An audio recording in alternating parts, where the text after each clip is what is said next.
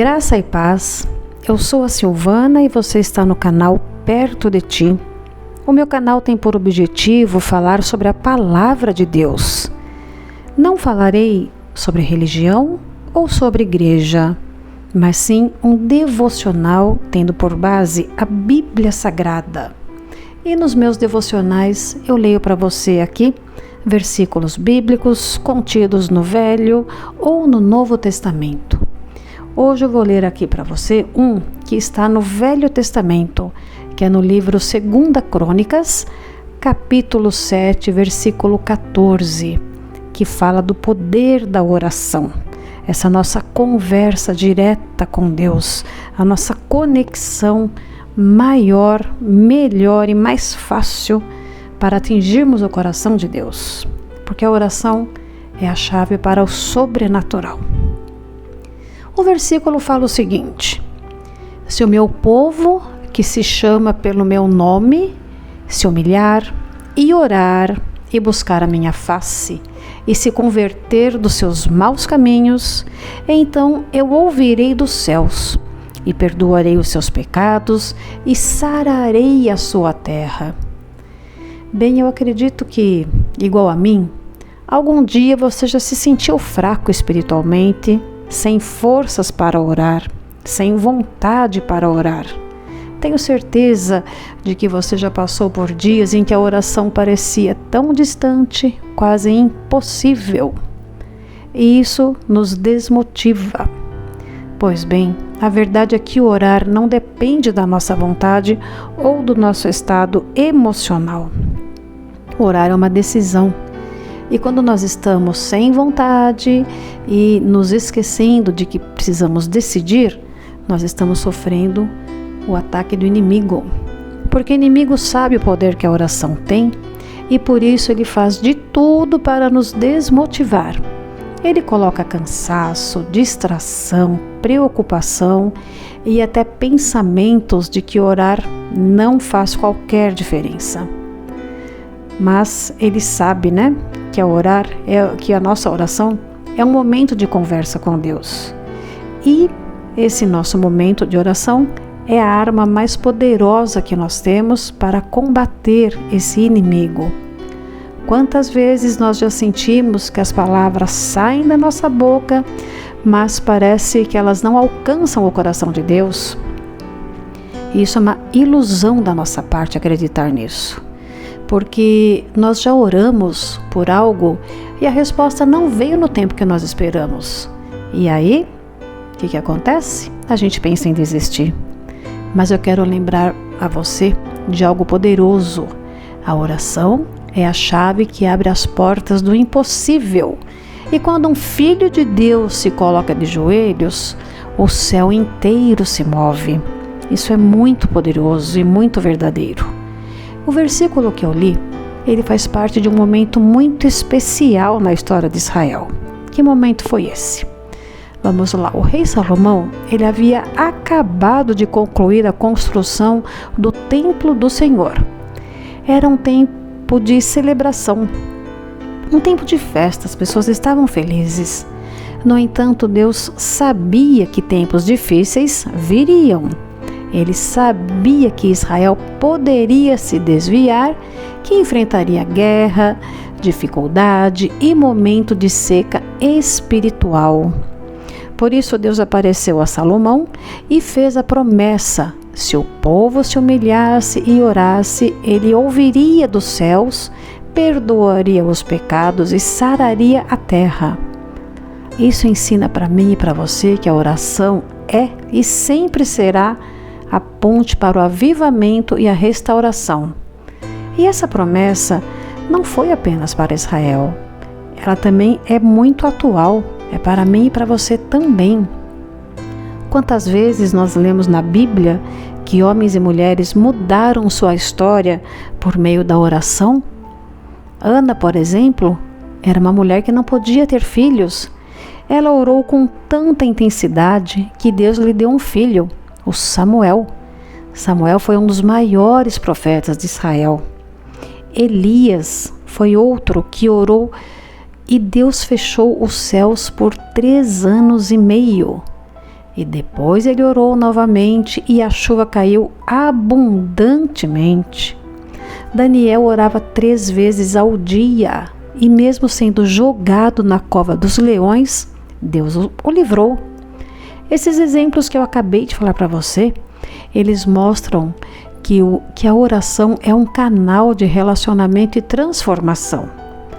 Acredite, Deus não está em silêncio em relação às suas orações. Ele está ouvindo os seus pedidos, o seu clamor. Ele vê suas lágrimas. Ele conhece cada desejo do seu coração. Orar é se render à vontade de Deus. Às vezes queremos que Deus responda nossas orações de forma instantânea, mas precisamos entender que a oração não é um meio de manipular Deus, e sim de nos alinharmos à sua vontade. Jesus nos ensinou isso no Getsêmani. Naquele momento de dor, ele orou: Pai, se possível, afasta de mim este cálice. Contudo, seja feita a tua vontade e não a minha. Esse versículo está em Mateus, no capítulo 26, versículo 39. Essa é a oração que move o coração de Deus. Uma oração de entrega, de dependência total. Seja qual for a sua necessidade hoje, lembre-se, Deus não mudou. Ele responde às nossas orações. Se você precisa de cura, Ele ouve. Se você precisa de paz, Ele ouve. Se você precisa de uma porta aberta, Ele ouve. E Ele não apenas ouve, como responde também. Talvez não no nosso tempo, talvez não da forma que esperamos, mas sempre da melhor maneira. Precisamos estar atentos à maneira pela qual Deus responde às nossas orações.